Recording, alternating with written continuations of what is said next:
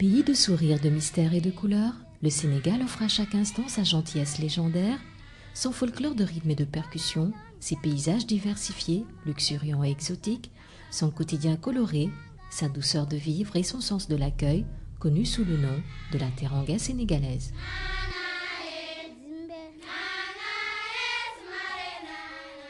Situé à l'extrême ouest du continent africain, entre zones désertiques et zones tropicales, le Sénégal est une destination privilégiée.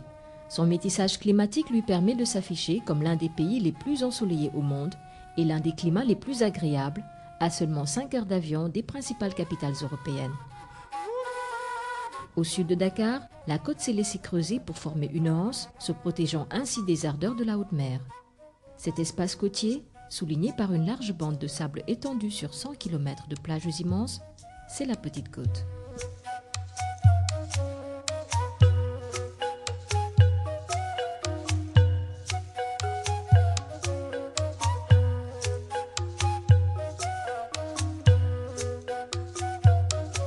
La Petite Côte s'étend de Toubab Dialaw à la Pointe Sarène.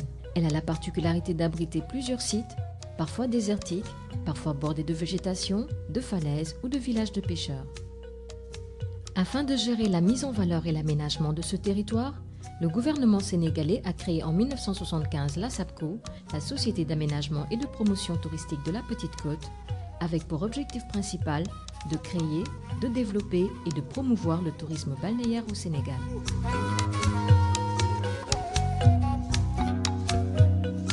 Le point de départ de l'action de la SAPCO fut la création de la station de Saly, à 80 km au sud de Dakar. Aménagée sur 600 hectares, la station de Saly se présente comme la première station balnéaire sud-saharienne et aujourd'hui destination phare du tourisme africain.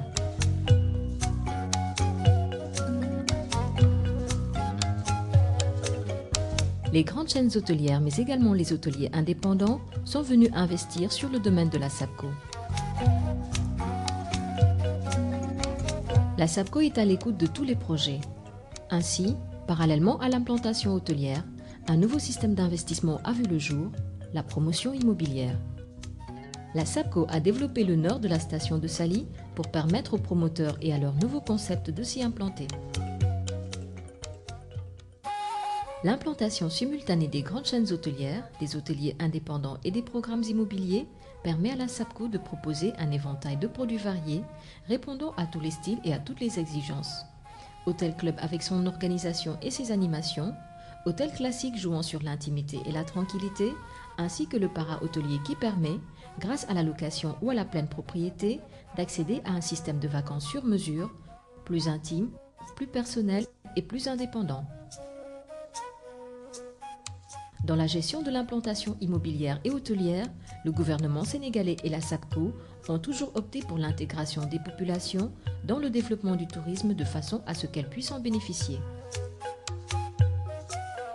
La station de Saly est encore et toujours en constante évolution et offre autant de structures existantes et fonctionnelles que de projets en cours de construction qui traduisent la bonne santé des investissements sur la Petite Côte. Des investissements réalisés également par des investisseurs locaux. Afin de permettre cette évolution, la SAPCO a effectué un travail de fond important dans la mise en place et la multiplication de services et d'activités sport et loisirs afin d'accentuer l'animation, la vie extra-hôtelière et la découverte.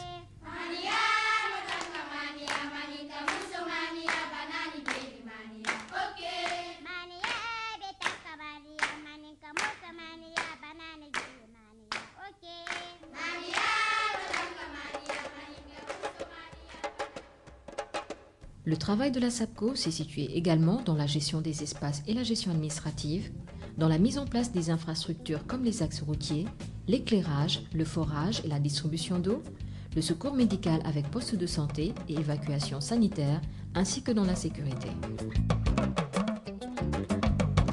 Le développement de la station de Saly est le fruit d'une coopération entre l'État sénégalais et la Banque mondiale avec un investissement de plus de 7 milliards de francs CFA pour le financement des VRD et des équipements collectifs de base, plus 50 milliards pour 13 structures hôtelières et 17 résidences para-hôtelières. La courbe d'évolution en termes de construction et d'activités diverses est fulgurante, conséquence de l'intérêt porté par les investisseurs locaux ou étrangers. Le travail effectué par la SAPCO est un travail de longue haleine.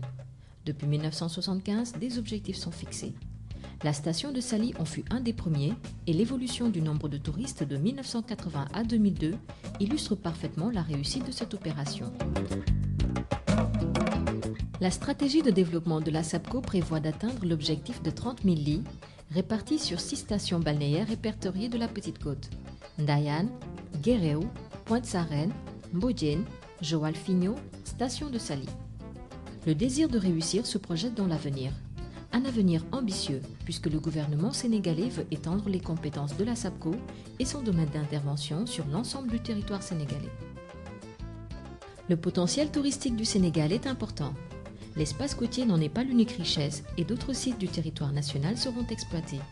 La région de Saint-Louis au nord du pays qui propose un des sites ornithologiques les plus importants au monde, le parc de Djoudj. Au sud, la Casamance qui étale sa végétation luxuriante. À l'est, le Sénégal oriental, région propice à la chasse, qui offre également nombre de richesses et une végétation très particulière. Elle abrite entre autres le pays Bassari et le parc de Niokolo-Koba, une des plus grandes réserves d'Afrique de l'Ouest.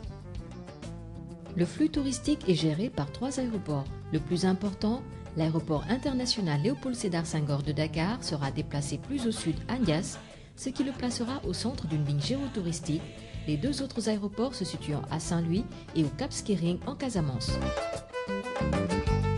Si l'une des principales prochaines missions de la SAPCO sera d'étendre son action sur l'ensemble du territoire sénégalais, elle devra s'accompagner parallèlement d'une autre mission: promouvoir une politique de tourisme haut de gamme, aussi bien en tourisme d'affaires qu'en tourisme balnéaire et de découverte. Avenir, ambition, projet, ouverture sur d'autres sites, tourisme haut de gamme, telles sont et telles seront les motivations de la SAPCO, la nouvelle agence du développement touristique du Sénégal.